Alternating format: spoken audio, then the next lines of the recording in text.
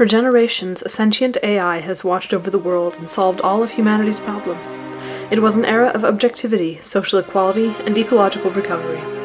It should have been a golden age.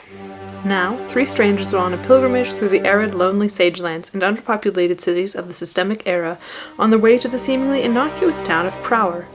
There, they will uncover the secrets that lay buried beneath this town and learn the truth about their half-remembered pasts.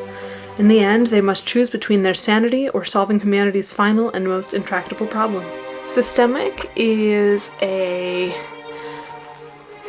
somewhere between an AI utopian novel and an AI dystopian novel.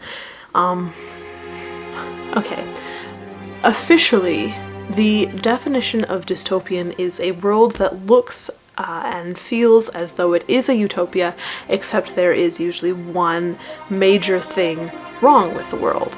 And this definitely has that element, but you don't discover it until a ways through the book, and it's fascinating. It definitely feels more like a dystopia or a utopian novel for the good, I'd say, first 50% of the book, maybe a little less. Basically, people are living in the systemic era. The systemic era is a time when the world is basically governed by a benevolent AI who has made things easier for people economically. People are on a basic universal income unless they have a role or whatever, and they can choose to do whatever they like with their life. They can be driven by AI-driven cars who will give them history lessons or let them sleep or go wherever they want while they're driving. It is a place where you can find music that is exactly fitted to your tastes, created by the AI to whatever you like. Books, entertainment, you can be matched with the perfect person. It's all possible under this AI. Only there's something wrong, and we're not quite sure what. So this book follows three characters. The first character that we meet is Mike. He is setting off on a journey to go find the woman of his dreams who went to stay in Prower some time ago, and he is just now getting the opportunity to follow her. And then we have Erin, who is taking a journey of self-discovery kind of back home. She is trying to rediscover her past and to figure out what home really means to her. So she is hiking through the sage lands on her way back home to Prower. And then Lem, who has had everything and his life was torn to pieces, so he is on a mission to go fix that in Prower. And all of these people converge and their stories overlap and we learn more about them, and it's absolutely fascinating. I really enjoyed this book. I can't really tell you a whole lot more because, spoilers, I don't want to do that, and things to spoil are like, so we're not going to do that, but I can say that this book is really cool to read. The story kind of meanders a bit. It doesn't feel slow at all at any point, but it takes its time. It's very deliberate, one step after the other, and you learn things slowly, and it's just wonderful. The world building is really detailed and exquisite, and it's built up slowly, so you learn things as the characters experience them or remember them or think about them, and it's just great.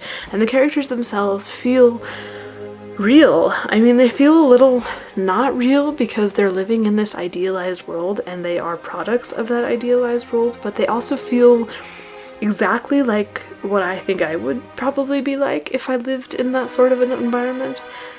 And it's just really nice. I liked it a lot. Yeah. As far as characters go, I think Thomas is perhaps my favorite.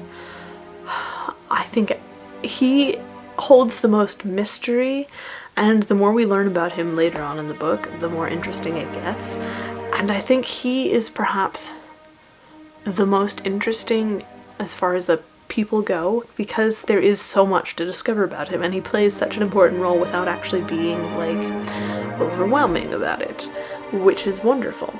But then I also think the AI is just as interesting for one reason to do with the end. I think that one piece at the end, the final image where we get the book and it's a whole thing, that really makes the AI kind of the most interesting thing and the best thing, and I just really like that bit. And that bit makes the story, I think, entirely. And of course I can't actually tell you any details because, you know, spoilers are a thing and we don't want to do that. And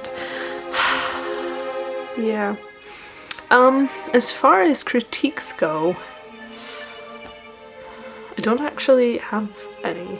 The prose is very well done. It flows very smoothly. You are drawn in. There's nothing that jars you out at all.